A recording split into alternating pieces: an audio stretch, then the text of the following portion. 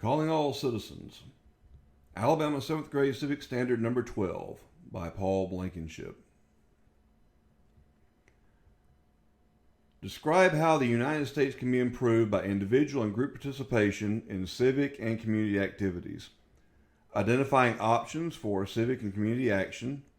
Determining ways to participate in the political process, for example, voting, running for office, serving on a jury, writing letters, being involved in political parties and political campaigns. As your teacher, I am not here to influence you to support one party or another.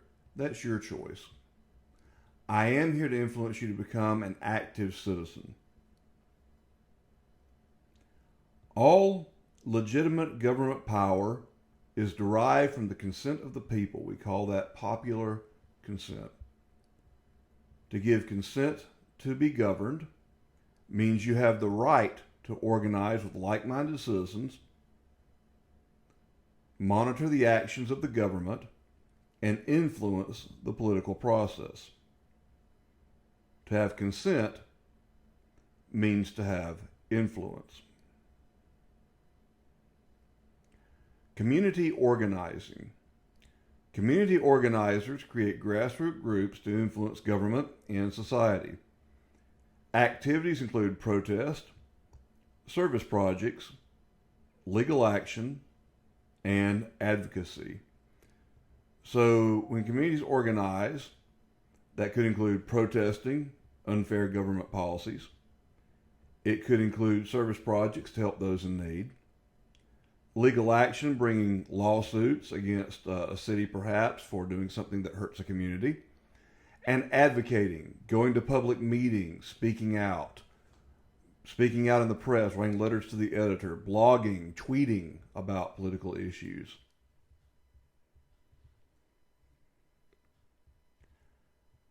Organizing.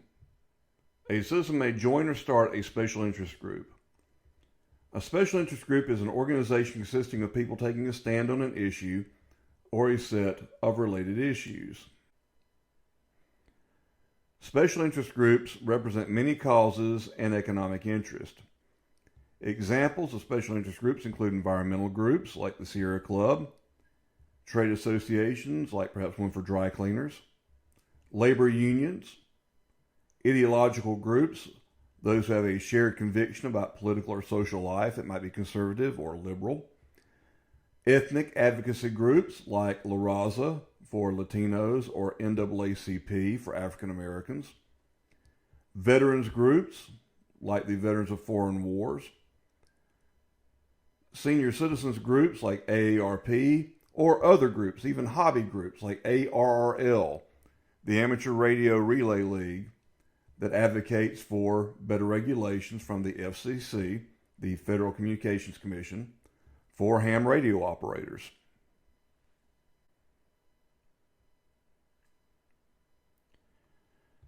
Lobbyists were known for waiting in the lobbies of hotels where congressmen stayed to see lawmakers in the 1800s. They are professionals in influencing politicians. They may be hired by special interest groups, labor unions, foreign governments, or large businesses. Their activities are regulated by law. Former legislators are often hired as lobbyists for their personal connections and perhaps to reward them for favorable votes. Though an actual quid pro quo, that's Latin, it means something for something, arrangement, would be illegal. So if a lobbyist went to a congressman and said, if you will vote in favor of this issue for my client, we'll hire you as a lobbyist and give you a nice office and a big salary after you're out of office in Congress, that would be illegal. That's a bribe. But if a lobbyist asks a congressman to vote a certain way, without promising anything, and then just happens to hire that congressman as a lobbyist later on, and other congressmen notice that this group looks out for its friends, that's actually not illegal because nothing was promised. There was no quid pro quo. So it does not amount to bribery under the law.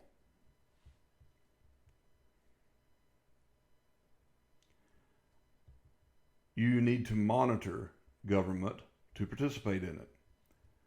Pay attention to news sources from a variety of perspectives. If you're conservative, occasionally watch something liberal.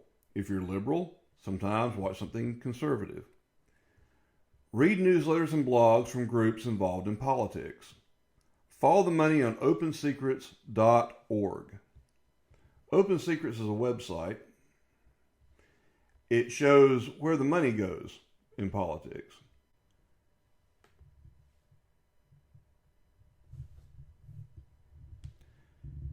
You can search Open Secrets for a political candidate.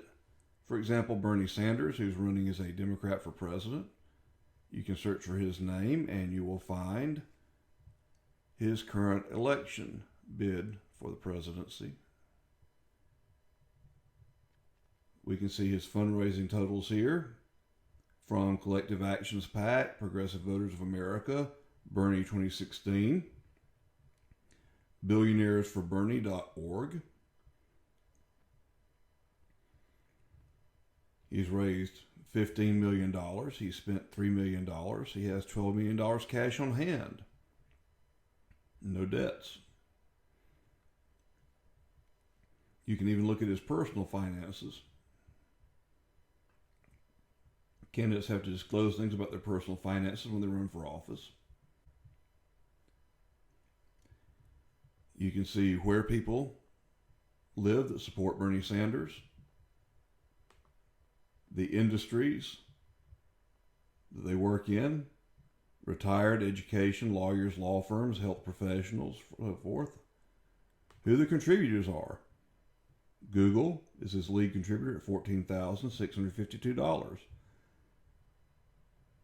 And here's a list of others: University of California, National Education Association, Microsoft, Boeing, Merrill Lynch, Amazon, U.S. Postal Service, United Parcel Service, and Apple have all donated money to Bernie Sanders.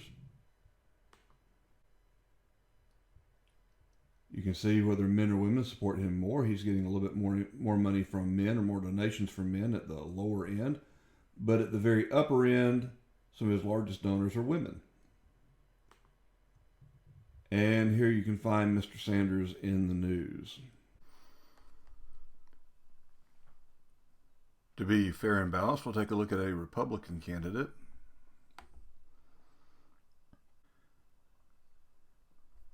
We'll put in Ben Carson. Here we have his 2016 campaign. He's the former director of pediatric neurosurgery at Johns Hopkins University Medical Center.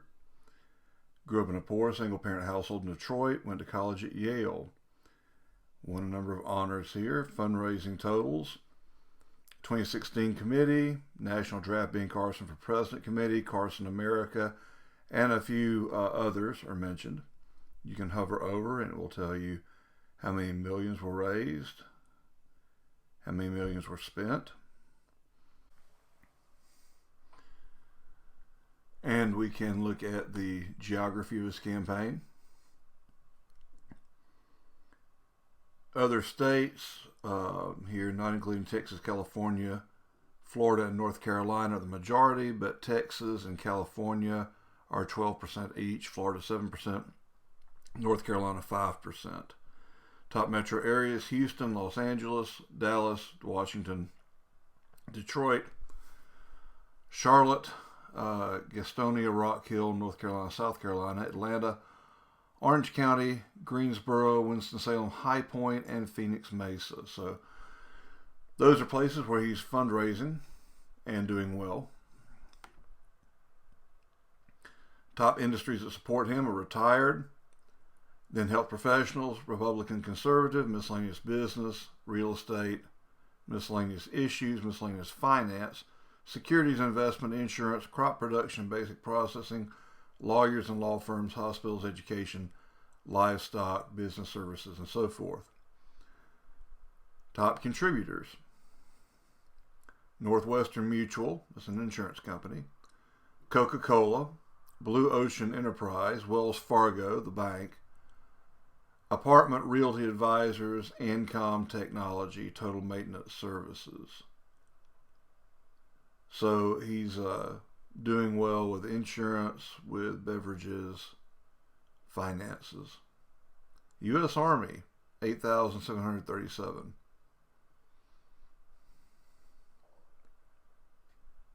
So those are people who are donating to him.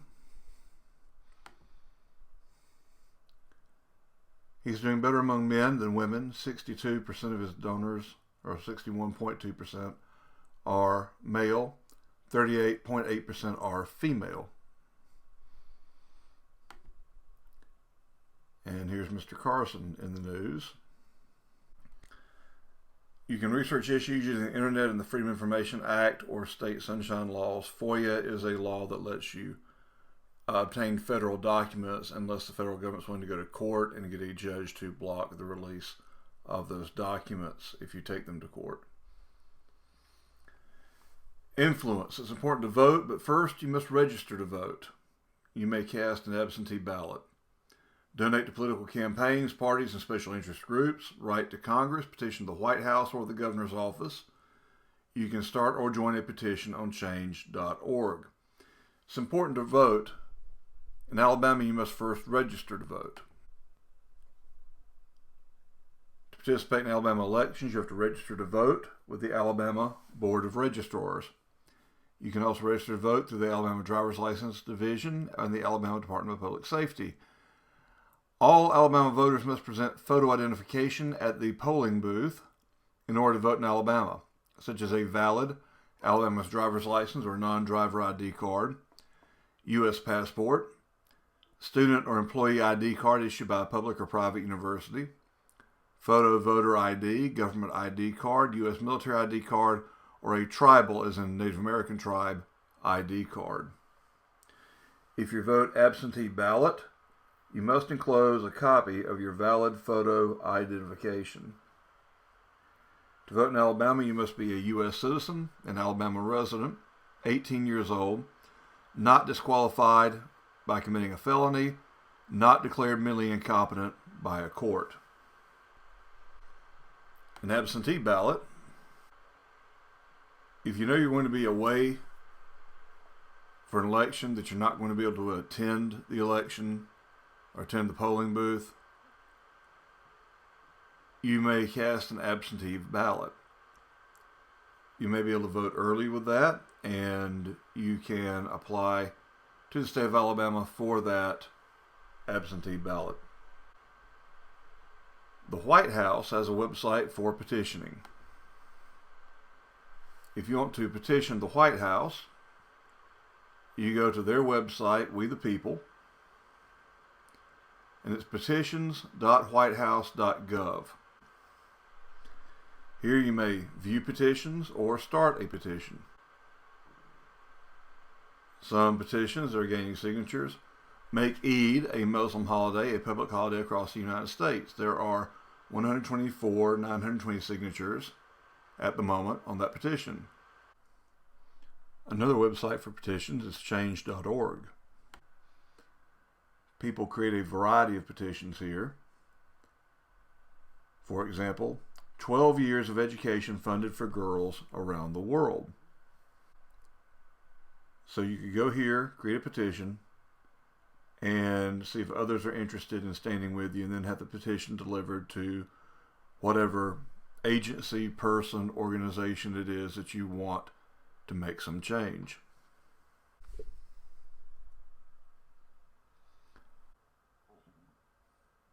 To influence government, you may join a labor union, a professional organization, or a trade association that lobbies politicians on your behalf.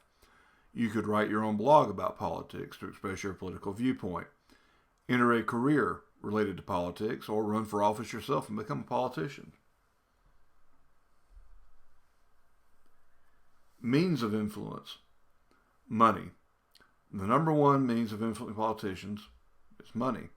Campaign donations may influence elected officials, and they do.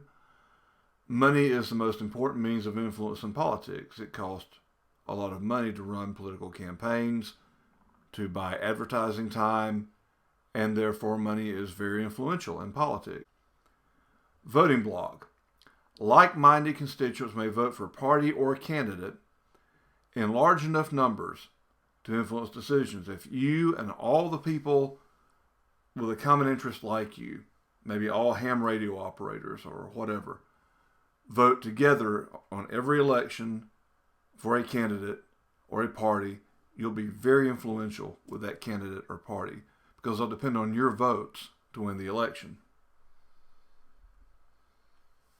Media. Advertisements praising or attacking candidates and elected officials may affect decisions. Political blogs are a relatively new form of media. Advertisements cost a lot of money. And that's one reason why money is so influential, the need to buy ads. Campaign volunteer labor. Working on a political campaign may influence elected officials. You may not be old enough to vote, but you're old enough to put out signs, maybe answer phones, stuff envelopes. So you could work for a political campaign, get to know officials, get to know members of the party and leaders in a party. And later on in life, perhaps when you're older and you want to run for political office, you'll have connections to do that. Jury duty. Jury duty is a civic responsibility. A citizen is required to show up in court if summoned for jury duty. A judge may excuse someone if they present a good reason, or they may not. For more information, you can go to this website for Pike County, and they give some general information about jury duty in Alabama. Often identity thieves use a claim that you've missed jury duty to get personal information from you or get money from you. So if someone claims to be from the court, hang up and call the court back at a number you find for the court, not the number they give you. They can confirm if you in fact have missed jury duty. Political parties. Citizens may choose to join a political party or remain independent. The two major parties are the Republicans and the Democrats. Smaller third parties include the Libertarian Party and the Green Party. So we'll take a look at the Republican website. GOP, or Grand Old Party, is their nickname. And we'll take a look at the Democrat Party. Here we see their platform for 2012. Both of them have their 2012 platform still up. They haven't had their meeting to create the 2016 platform yet because they don't know which candidate will have the nomination. I'm filming this in late October 2015, by the way.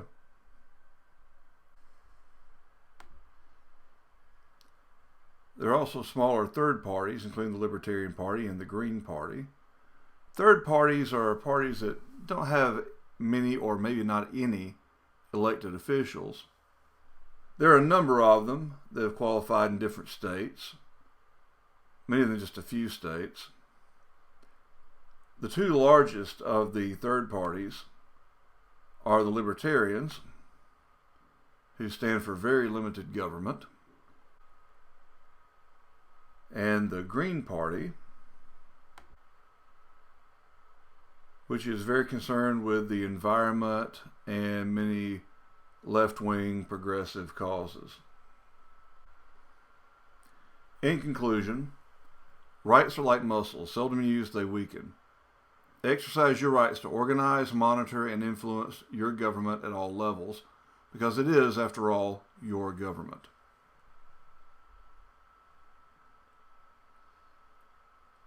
In your small group, identify a local issue in the news. Discuss it within your group to determine ways a local community could decide how to deal with the issue. Briefly present this to the class. Monitor the issue and periodically update the class on what the community is doing concerning that issue. So from time to time, when something changes, bring that up to the class and tell us what's going on with the issue.